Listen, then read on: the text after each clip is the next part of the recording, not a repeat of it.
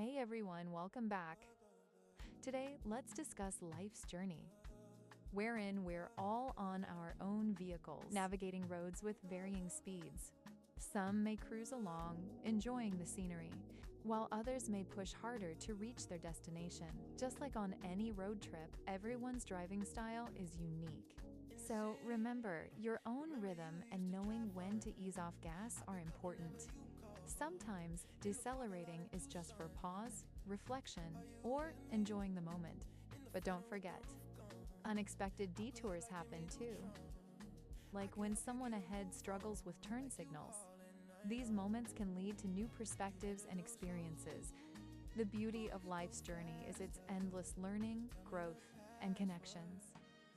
Embrace your pace, pause when necessary, and see detours as opportunities for exploration. Thanks for listening. If you enjoyed this, consider following for more such conversations.